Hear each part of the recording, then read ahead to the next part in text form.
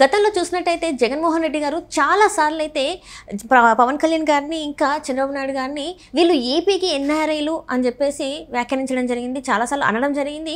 అయితే ఇప్పుడు మరి జగన్మోహన్ రెడ్డి గారి పరిస్థితి కూడా అలానే అనిపిస్తుంది. ఎందుకంటే ఎలక్షన్స్ అయిపోయినప్పటి నుంచి ఎప్పుడు కూడా జగన్మోహన్ రెడ్డి గారు ఏపీలో లేరు, ఎంతసేపు బెంగళూరుకి వెళ్తున్నారు. ఇదే క్వశ్చన్ కూడా ఆ వైసీపీ నేతల్లోనే మొదలైంది. అసలు ఎందుకు జగన్మోహన్ రెడ్డి గారు ఇంతలా బెంగళూరుకి పరుగులు తీస్తున్నారు? సో ఈ అంశాన్ని మనకి వివరించడానికి మనతో పాటు ఉన్నారు ప్రముఖ రాజకీయ విశ్లేషకులు కిల్లర్ నాగార్జున గారు. నమస్కారం సార్. నమస్తే సార్. ఇప్పుడు చూస్తుంటే మనం చూసాం గతంలో జగన్మోహన్ రెడ్డి గారు వ్యాఖ్యానించిన వ్యాఖ్యలు ఏంటంటే ఈ పవన్ కళ్యాణ్ చంద్రబాబు నాయుడు ఏపీకి జస్ట్ గెస్ట్లు లాంటి వాళ్ళు, ఎన్ఆర్ఐ లాంటి వాళ్ళు అంతే, నేను ఇక్కడ ఇల్లు కట్టుకున్నాను నాది ఇదే అని చెప్పేసి మాట్లాడిన జగన్మోహన్ రెడ్డి గారు ఈరోజు చూస్తే ఎలక్షన్స్ అయిపోయిన కొద్ది రోజులకే బెంగళూరులో ప్రత్యక్షమయ్యారు. ఇక్కడ గెలిచినా కూడా, ఎమ్మెల్యేగా గెలిచినా కూడా అక్కడికే వెళ్తున్నారు, అక్కడే ఉంటున్నారు. మనం చాలాసార్లు చూసాం, ఇప్పటికి ఎన్నిసార్లు మనం బెంగళూరు వెళ్ళారు. సో ఇప్పుడు ఇదే ప్రశ్న వైసీపీ నేతలలో కూడా స్టార్ట్ అయింది. ఎందుకు ఇన్నిసార్లు అసలు బెంగళూరుకి వెళ్తున్నారు జగన్మోహన్ రెడ్డి గారు అని? సో అసలు ఏమై ఉంటుంది అంటారు? మరి ఇన్నిసార్లు వెళ్ళడానికి గల కారణాలు ఏంటంటారు? ఇప్పుడు చంద్రబాబు నాయుడు గారిని, పవన్ కళ్యాణ్ గారిని మీరు హైదరాబాద్ నుంచి వస్తున్నారు, మీరు ఎన్ఆర్ఐస్ అని చెప్పేసి నన్ను మాట్లాడిన మాట మనకు తెలుసు. కానీ 2019 చీఫ్ మినిస్టర్ అయ్యే వరకు, తాడేపల్లి ఇల్లు కట్టుకునే వరకు, 2014 నుంచి 19 వరకు జగన్మోహన్ రెడ్డి గారు ఎక్కడ ఉన్నారు? బెంగళూరులో ఉన్నారు. హైదరాబాద్లోను, బెంగళూరులోను, బయట రాష్ట్రం బయట ఉన్నారు. ఆ రోజున ఆయన మరి 70 మంది పైన ఎమ్మెల్యేలతో ఆయన ప్రతిపక్ష నాయకుడే కదా. ప్రతిపక్ష నాయకుడిగా ఉన్నప్పుడు రాష్ట్రంలో ఉన్నాడు ఆయన, లోటస్ పాండ్లో ఉన్నాడు, హైదరాబాద్లో. అవసరమైనప్పుడు వెళ్ళొచ్చారు. అధికారంలో లేనప్పుడు అనేటువంటిది వాళ్ళు ఎక్కడ ఉంటారు అనేటువంటిది వాళ్ళ ఇష్టం. మీకు వాళ్ళ యొక్క బాధ్యత, ప్రతిపక్ష నాయకులుగా వాళ్ళ బాధ్యత పోషిస్తున్నారా లేదా అనేటువంటిది ముఖ్యం.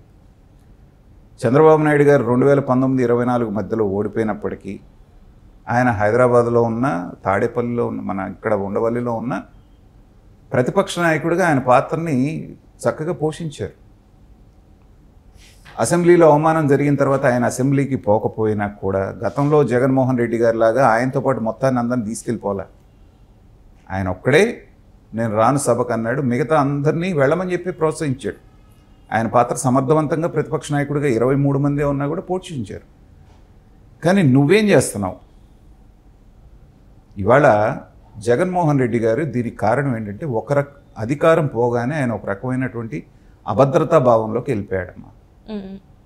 నా చుట్టూ శత్రువులు ఉన్నారు, ఎప్పుడు ఏ క్షణాన్ని ఏం చేస్తారో నన్ను అనేటువంటి ఒక భయాందోళనలోకి ఆయన గురవుతున్నాడు. ఆయన మానసిక స్థితి వాళ్ళ అలాగే ఉంది. దీనికి 2-3 ఉదాహరణలు మనం చెప్పుకోవచ్చు. ఇక్కడ అధికారం పోయింది అనగానే తాడేపల్లి ప్యాలెస్ చుట్టూ 30 అడుగుల ఎత్తున ఆయన ఏర్పరచుకున్నటువంటి కంచె మనం చూసాం. నాకు తెలిసి ఏ రాజకీయ నాయకుడు అంత బందోబస్తుగా 30 అడుగులు ఎత్తు, గోడ మీద 30 అడుగులు ఎత్తు కంచె, అది జనరల్గా జైల్లోనే ఉంటుంది, ఎవరు ఇళ్ళకి పెట్టుకోరు. అంటే చాలామంది ఏంటంటే ఏదో జరుగుతుంది, ఈయనకి ఇది కాకుండా ఇంకేదో పెద్ద థ్రెట్ ఉన్నట్టుంది జగన్మోహన్ రెడ్డి గారికి అనేటువంటి స్పెక్యులేషన్స్ కూడా ఉన్నాయి. లేకపోతే సాధారణ మానవుడు ఎవడు కూడా అంత భయపడాల్సిన పని లేదు. అంటే ఇంటర్నేషనల్ డ్రగ్స్ దాంట్లో కూడా ఆయన హస్తం ఉంది అని చాలా రూమర్స్ వినపడుతున్నాయి. వాటికి ఈ చర్యలన్నీ కూడా ఊతమిచ్చేటట్టుగా ఉన్నాయి. భారతదేశంలో ఏ ముఖ్యమంత్రికి దాదాపు 950 మంది స్పెషల్ సెక్యూరిటీ పెట్టుకున్నటువంటి ముఖ్యమంత్రి నాకు తెలిసి చరిత్రలో ఎవరు లేరు. ఎందుకు ఇంత అభద్రతా భావం అంటారు? మరి అదే జనానికి అర్థం కావట్లేదు. పైగా 10 కిలోమీటర్లు 7 కిలోమీటర్లు వెళ్ళాలన్నా హెలికాప్టర్లో వెళ్ళటం, ఎక్కడికి వెళ్ళాలన్నా పరదాలు కట్టించుకొని వెళ్ళటం, లేకపోతే దారిలో ఉన్న చెట్లన్నీ నరికేయటం, చరిత్రలో ఎవరు చేయనటువంటి పనులు. చాలామందికి అర్థం కాని విషయం, దాన్ని పట్టించుకోవట్లేదు. కానీ జగన్మోహన్ రెడ్డి గారి క్రియేట్ చేసినటువంటి వరల్డ్ రికార్డ్స్ గిన్నీస్ బుక్లో ఎక్కించాలి అంటే ఈ 5 సంవత్సరాల్లో దగ్గర 100 రికార్డ్స్ ఉన్నాయి.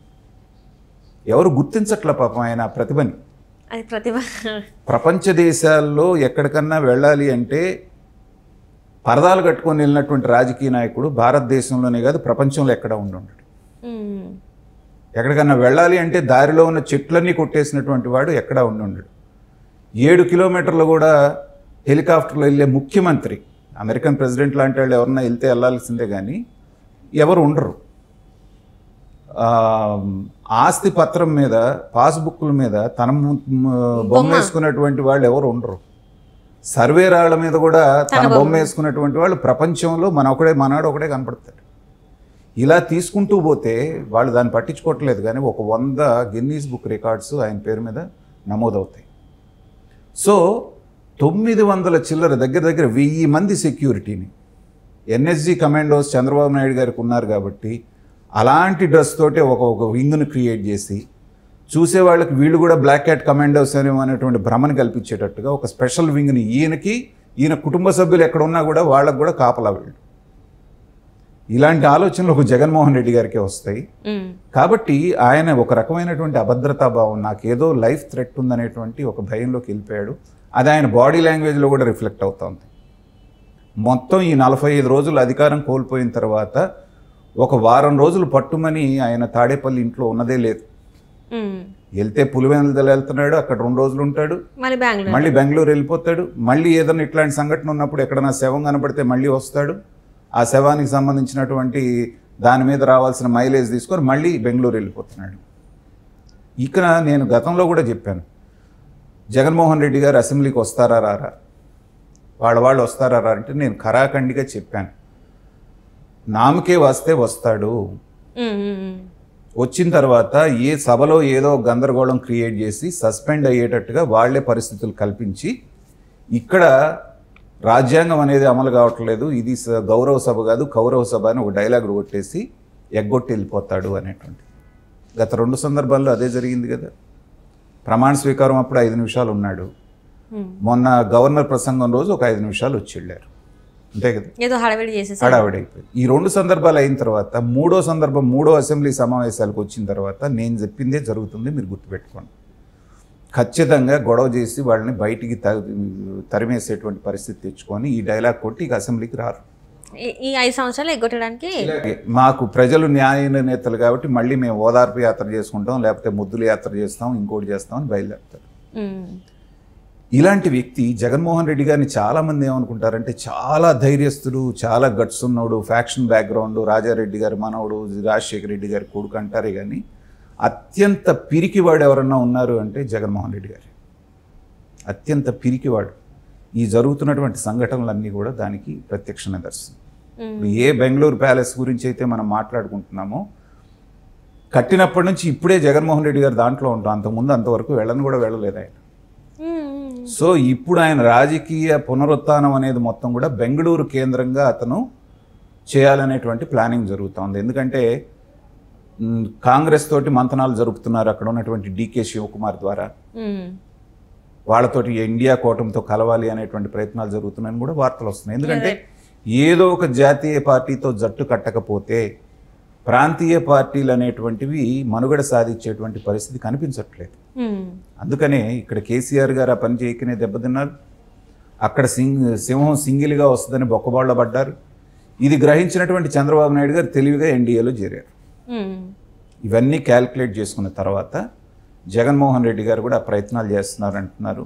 బీజేపీలో చేరడానికేమో ఎన్డీఏ కూటమి కాబట్టి అక్కడ చంద్రబాబు నాయుడు గారు ఉన్నారు కాబట్టి అక్కడ అవకాశం లేదు కాబట్టి కాంగ్రెస్కి దగ్గర అవడానికి ప్రయత్నాలు మొదలుపెట్టారు. దాన్ని బెంగళూరు కేంద్రంగా డికే శివకుమార్ గారి ద్వారా మంత్రంగా నడిపిస్తున్నారు అనేటువంటిది మనకు అర్థమవుతుంది. కాబట్టి మన రాష్ట్రంలో జగన్మోహన్ రెడ్డి గారిని ఎక్కువగా చూసే అదృష్టం మనకి దూరం అవుతుందని మాత్రం నేను చెప్పను.